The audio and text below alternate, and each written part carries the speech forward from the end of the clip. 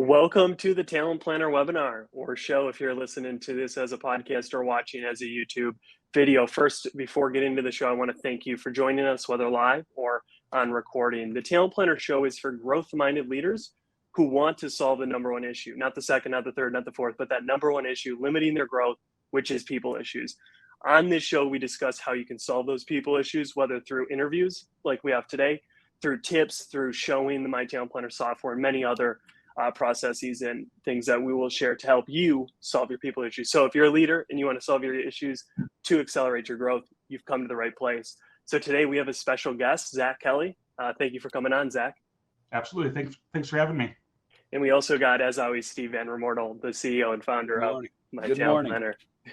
And instead of me doing an introduction for Zach, if you could, Zach, just give us a short story of kind of where you started and obviously where you're at now. Sure. I'm the CEO of a company called Packer-Land Brokerage Services. We're a broker-dealer, meaning we have financial advisors all across the country. We've been in business since 1994. I came on with the business in 2006.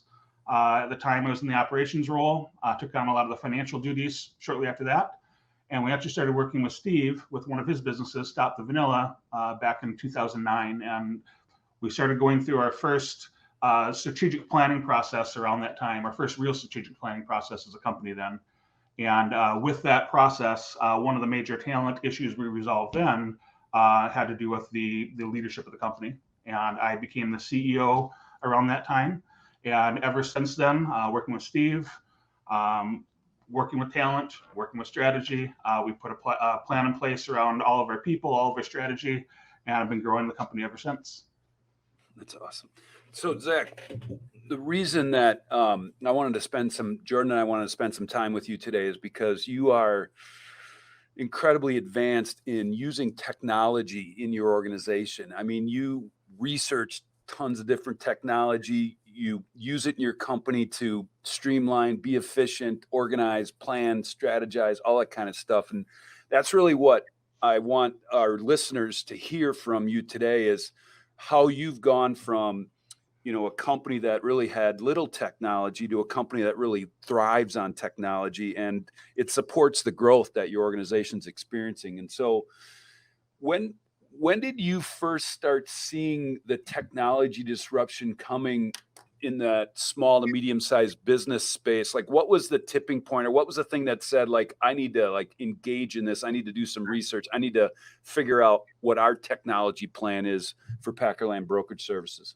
Sure. Well, as you said, I'm a very technical guy, very task-oriented. Early on, using spreadsheets, using PowerPoint presentations to manage all of our strategic planning, our talent planning. And, those documents sat in file folders and they'd be put away. They get updated periodically. You'd always be looking in the rearview mirror, looking backwards, updating those spreadsheets and not really in the strategy planning, in the talent planning, in the day-to-day. And it also leads itself to a very reactive accountability process. If you don't have a cadence of accountability where you're looking at this stuff constantly, there's transparency in the organization, it's really hard to keep on top of what's going on.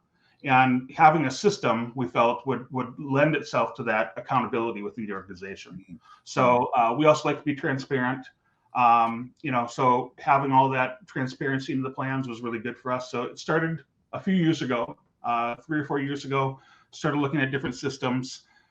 EOS has their traction tools, and EOS One scaling up has Align, and they have Rhythm. There's 4DX and all their systems.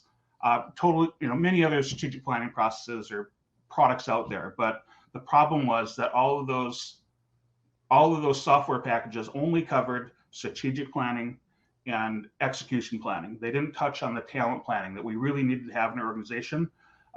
For us, our planning is the strategic thinking and planning that goes with that.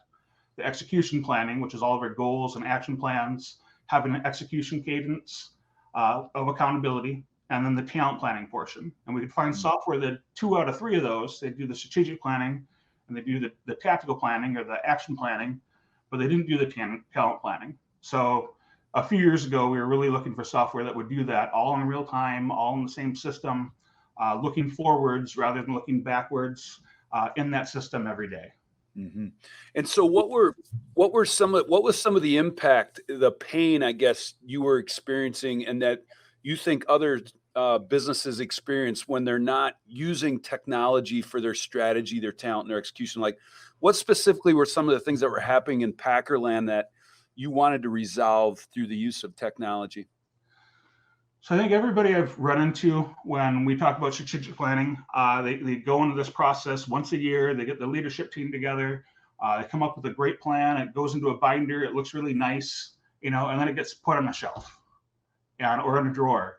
And you're not engaged with that on a regular basis. And that was really the tipping point, is that we put all this time and energy into it, but we're not living it day to day. And, getting software in front of us allowed us to, this is software that I have up on my screen every day, all day long. We're engaged in our strategy. We're engaged in our execution.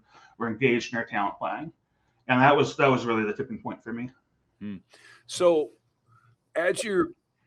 talk a little bit about the process because I sit here and listen to you and I say, man, I need to figure out what technology we need to use in our organization. So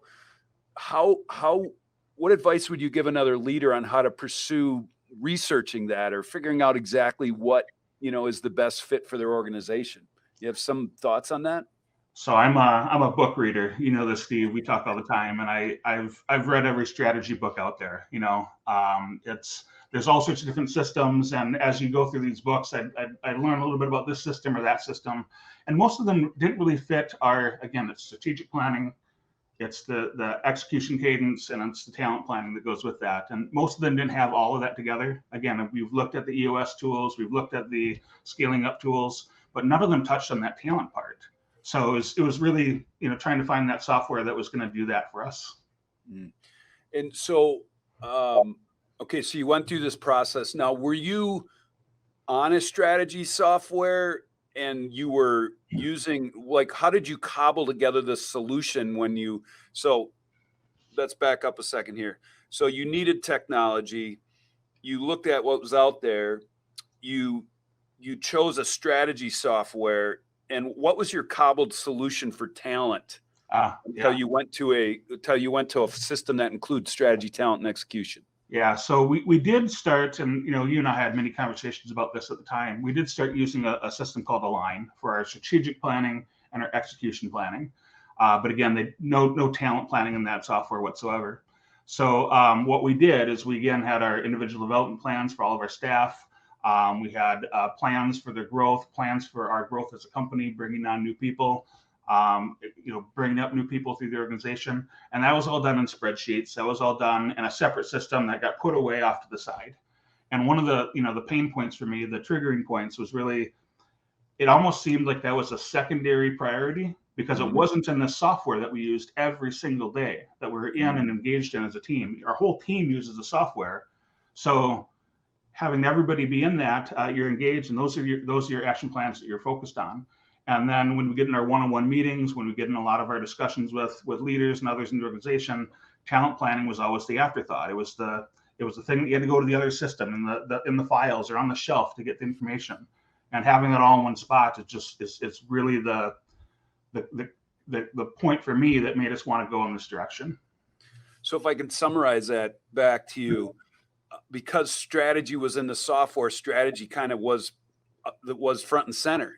But talent being our number one issue, but it wasn't in a software, became like a secondary, oh, dang, we forgot about doing this or we forgot about doing that. So think about that. Absolutely. Your number one issue wasn't your number one priority because basically what you just described is because it wasn't in front of us every day. It wasn't in our technology. Absolutely. Yeah. Right. Why do you think more and more leaders are not using technology on the talent side based on your learnings going through this journey that you're on? The thing I guess I'd say is most leaders, if they're like me, they search for something, and there's not a tool out there for these small to medium-sized businesses. There's some big enterprise solutions out there that don't really talk about talent planning. They might talk about talent development at a high level, but it's not a system. It's not a plan. It's not a proven system that works. Mm-hmm. So having that talent planning process that's engaged, that's embedded in their software, it's what we need. And again, with other leaders looking for that out in the marketplace, it's not available. It hasn't been available until now. So if someone's not familiar with this concept of talent planning, just talk briefly about how you do that for your organization.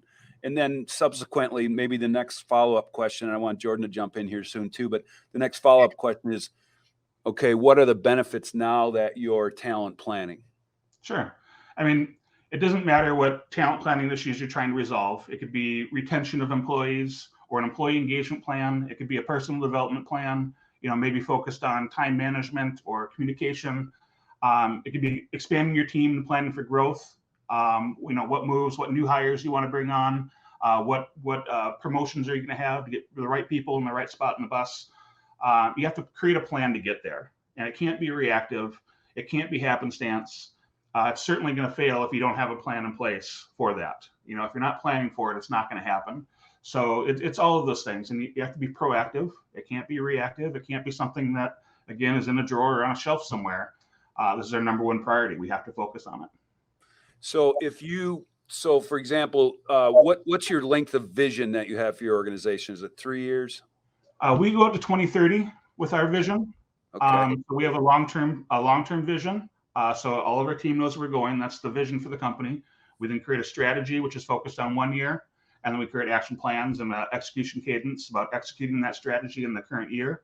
We create a talent plan around that and how we're going to get to that long-term vision. All of it fits together. You can't create a plan that doesn't have all of those things included. And how far out do you work? How far upstream do you work on your talent plan? How far out do you go? Talent plan is a 3-year plan. Okay. So our vision goes out further. We want to show the team where we're going and create a big, vivid description of where we're going to be. But the talent plan is more short term. Okay. 3 years though. Correct. Yeah. And so what are the things in your talent plan that you have laid out over the next 3 years? Just what are some of the categories that you work through? So everybody in the organization works on hard skills. They work on soft skills.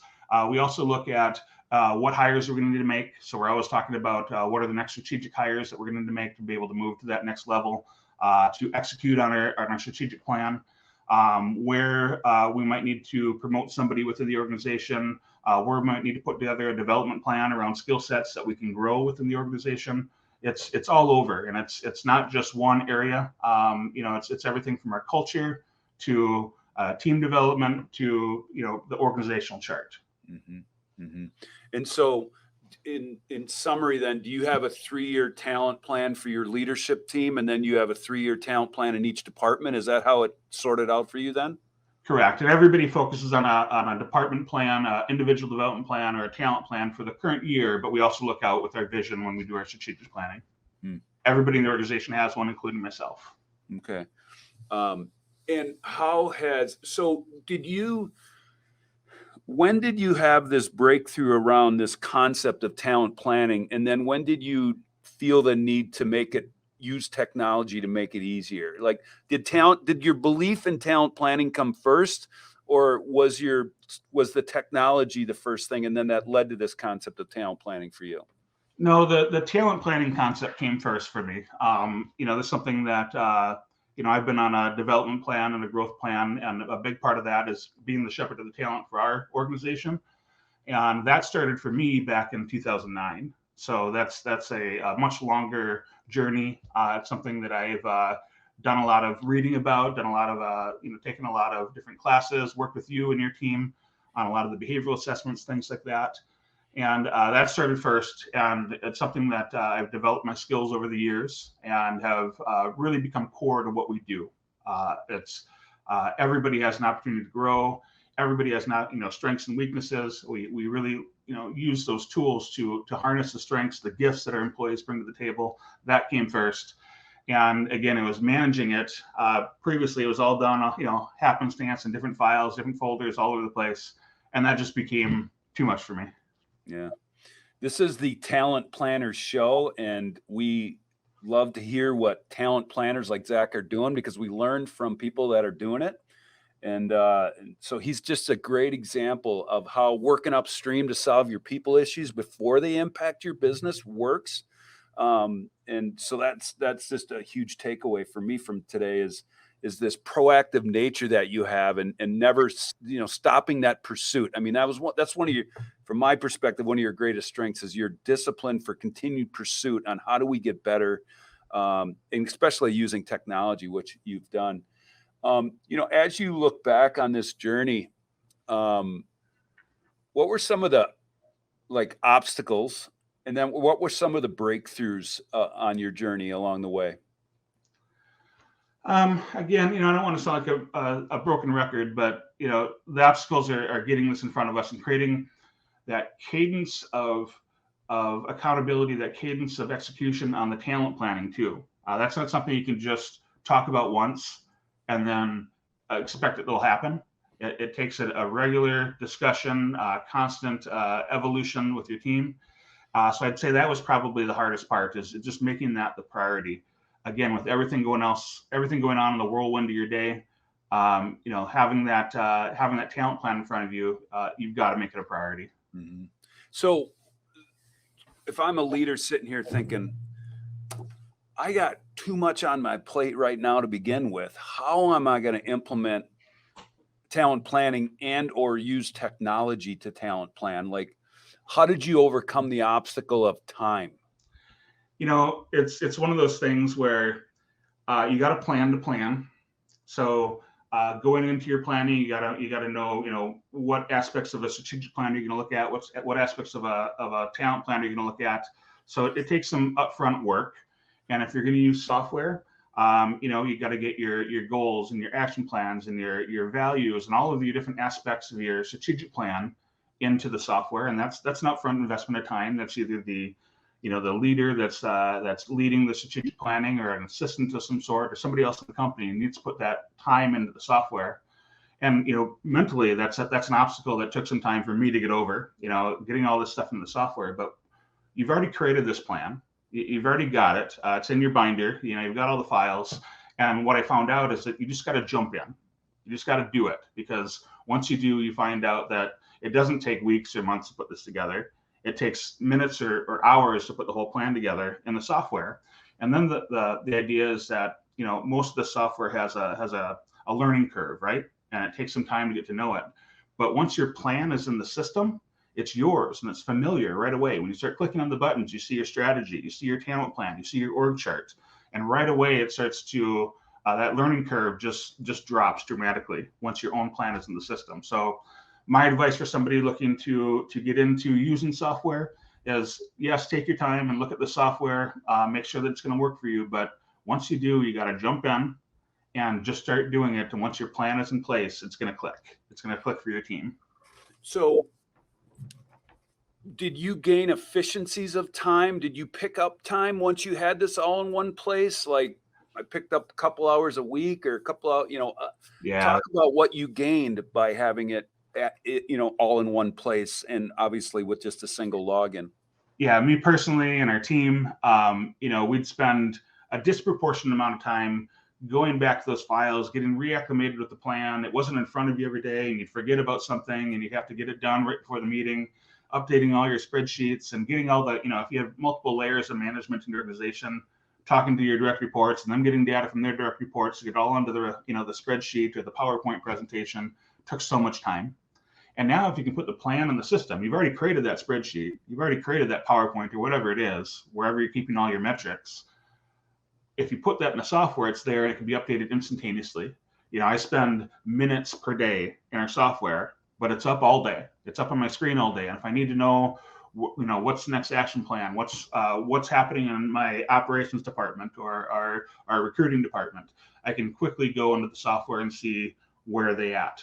Whereas before, that was phone calls, that was emails, that was conversations with people about where we at on this, that, or the other task.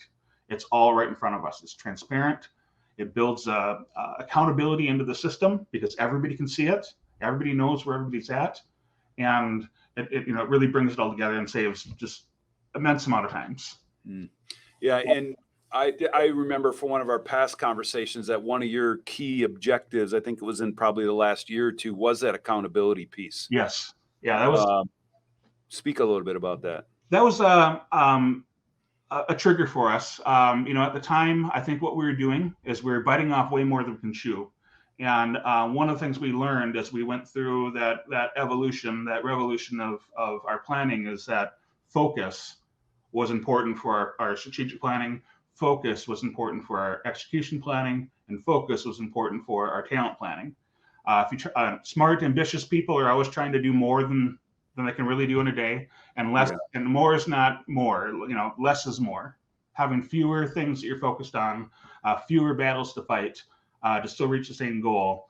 That's what we're focused on, and that was big for us when we went into the, how do we improve our execution of our plan, and really it was creating more focus, having software, having that transparency, all of that together. So you had a mindset shift at some point that said you move from what we call the old way of solving your people issues, which is very reactive, right? Somebody quits, we start a search, somebody's underperforming, put a PIP in place, and you move to this very proactive mindset of working upstream and solving those things before those things happen.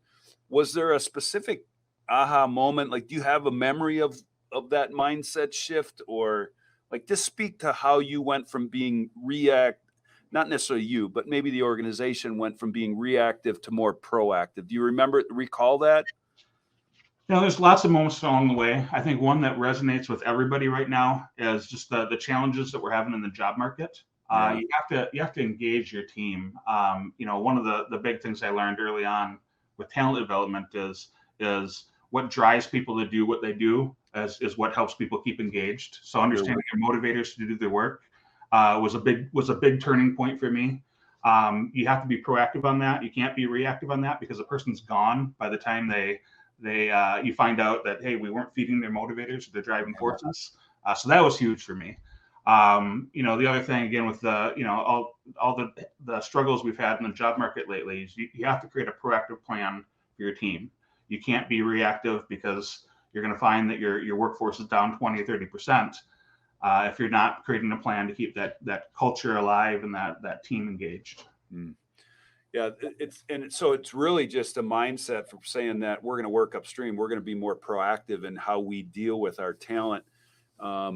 So as you look at the change in mindset, how long ago was that mindset shift, ballpark? I mean, was it 2 years ago, 5 years ago, 10 years ago? What was the shift? Probably more in the 5-year range. Okay. Yeah. And what were the, the corresponding actions we already talked about, right? You started putting talent plans in place. You found a technology to help you do talent planning. What are some of the benefits that your organization has experienced over, by becoming more proactive in talent planning? So just some of the tactical ones off the bat are efficiency, transparency. That's one of our core values, is transparency. So those things right out of the gates.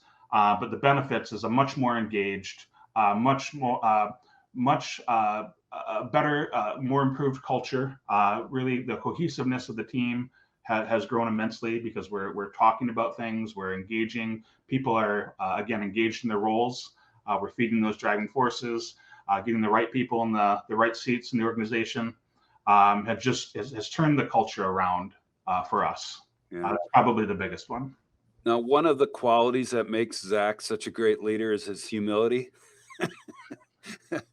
Because one of the things you haven't mentioned in all that is the growth of your organization, and from where you were to where you are is significant. And obviously we don't have to get into any numbers here, but I mean, doubled or tripled the size of your organization, right? We have tripled the size of our organization since we started doing this, and that's it's a testament to planning in general. Again, strategic planning, the execution planning, the talent planning, all of it is important, and talent is the biggest one.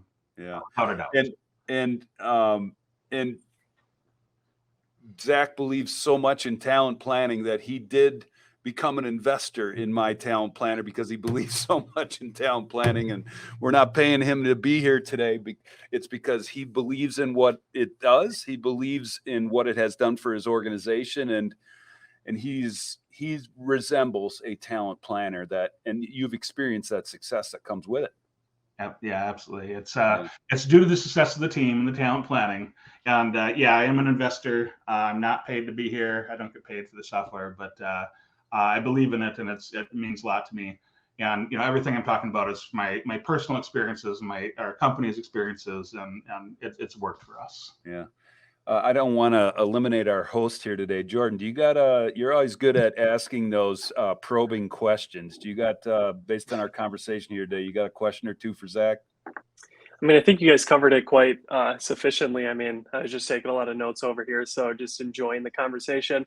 I mean, I think personally, you guys have covered the talent planning very in depthly. I have kind of a side question for you, Zach, as being a reader. What books are you currently reading, and what book have you maybe read recently that brought a lot of value to you and your team, or just your life in general? Great question, Jordan. I was just talking to Steve recently about a couple of books related to talent planning. Big fan of Liz Wiseman. She has a book called Multipliers, which is about how leaders can get more out of their team by really stepping back and multiplying the value that their team can bring. So it's a great talent planning book. And recently, a follow up came out called Impact Players, which is really the other side of that. How can a team member help their leaders and grow the organization and have a bigger impact on the organization? So those are two big ones that I've read recently. Our company is going through a digital transformation, so a lot of my reading has been around that, learning about artificial intelligence and things like that, which is just fascinating to me too. But good question. Yeah, I've heard a lot about the Multipliers books. I'll definitely have to take a bite on that one, as you definitely sold it. That sounds like an interesting book. Strongly Zach, recommend. Zach, another question that I love asking people like you who have, kind of evolved so much in their life is, what is one thing, and there's probably a few, but what's one thing that you've changed your mind on in the past 5 years per se? And some of it might have been in this conversation, but I believe this, whether about business, about leadership, and now because of X, Y, and Z, I believe drastically different on this side. This really kind of goes back to the Multipliers book. One of the things that I believed as the leader of the organization, is I always had to have the answers. That people were counting on me to have the answers to whatever the question was. And what you realize is that that's why you have your team in place. You bring smart people and you put them in positions around you, and all sorts of varied experiences and all sorts of different behavioral styles, and you bring all that together. And you don't need to have the answer. You need to know how to get your team to get that answer. And that's been an evolution for me, certainly, is to not feel like I had to be the one talking in the room all the time. That's with my behavioral style, that's a challenge for me. But it's letting others take the spotlight and getting more out of the team, getting more done through the team. Is there any specific examples of how, to your behavioral style point, that you've put in place to help you kind of get more to that place? Or one of the tools they talk about is how many chips do you have in a meeting, and how do you spend those chips? It's how much time you're going to talk in a meeting, and using your time wisely, and thinking mentally that every time you talk, you're spending one of those chips, and stepping back, letting others share their ideas, and letting the team come up with the plan rather than dictating what that plan is, has been big for me. Specific technique. Yeah, that's really good. I've never heard of that. Steve, So- I have one more question, but if you got one, you can. Go ahead, Jordan. Okay, Zach. My final question here. I really like to. I think a lot of the things we do outside of work help us at work, and if you just focus on work solely, you'll probably burn out. So, what is something you do outside of work, off the clock, that actually helps you when you come on the clock? That it's going for a walk in the woods, and for some reason that just helps me come to work and be more focused. To me, the reading is the thing. I'm a big Audible guy, so I've always got a book going constantly. So that's a big one. And then if we're talking about outside hobbies, I have this obsession with records and collecting vinyl records that he does. keeps me sane when I'm not at work, or when I'm at work. They're played there too. Yeah, That's awesome. Thanks. So as we wrap up our time together here today, Zach, what do you feel are the specific pain points that a leader needs to experience in their own life that would move them to talent planning, the talent planning process, and maybe even some technology to help them do that? what are the key pain points? And I'll throw the first one out there. You already said it, right? It's losing your high performers, right? Correct. Yeah. What are other pain points that should trigger a leader to say, I gotta go down the path that Zach has gone down? Or what would those be? Yeah, if you're not executing on your goals, if you're not reaching, executing on those plans every year and reaching those strategic goals that you have, talent solves all of those issues, and bringing the right people in, growing people in the right areas is huge for that. So yeah, the biggest one is just, if you're not getting to where you need as a business, the first place you need to look is your people. And it's not about getting people out of the organization so much. Typically, it's about how do you grow those people into the right spots in the organization. And talent planning is the key to doing that. Yeah. So if you're a leader and you're maybe losing a key member of your team, a high performer, right? You have an open position that you didn't plan for. You have to hire from the outside because you didn't plan for a position, which obviously everybody knows that if you go outside to hire, there's greater risk than just trying to build someone or promote someone from within. To your point, you're not achieving your goals. You're not advancing the organization, and you have to give report outs at the end of the month to a board or to shareholders. And it's there's no fun in that, right? So those are some of the things that have triggered you, that have triggered other, companies that we work with to say, man, that mindset shift from reactive to proactive is how I overcome those pain points, those obstacles that I'm feeling. Yeah, with any planning, it cannot be reactive. You have to be out in front of it, like you said, looking upstream, or else you're not going to get to where you need to go. It just won't happen. And, people are what makes that happen. Having good people. So you might have touched on this already, but if I'm a leader listening to this today and you have one takeaway, one recommendation, strong recommendation for a leader to walk away with out of today, what would it be, Zach? For one takeaway, I'd say it's important to have your strategic plan, your execution cadence, your talent plan in front of you every day. All day long, to be looking at that, and you plan for the future, and then you execute on your plan. So having that software, one login where you can go in and see all of that information in one spot, it's in front of you. There's that transparency. If you're not doing that, and your entire team isn't doing the same thing, you're leaving money on the table. You're not going to be growing the way you need to. So put something in place to manage and your talent and strategic planning. No, that's awesome. That is great stuff right there. I throw it back to the host for any questions, comments. No, I don't have any questions. We're ready to close. I think that takeaway was a good kind of leaving the audience. Great place to finish. No question about it.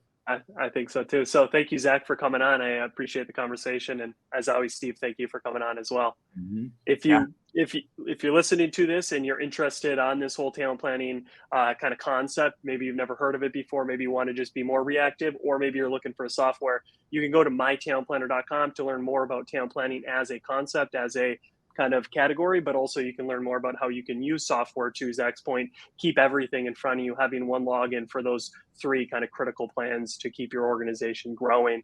So that's it for us today. The future of talent is talent planning, and those who win the battle for talent in the future will be talent planners like Zach. So thank you for joining us, and see you guys next week. All right. Thanks, Zach. Thanks, Steve. Thanks, Jordan. It was a pleasure. See ya.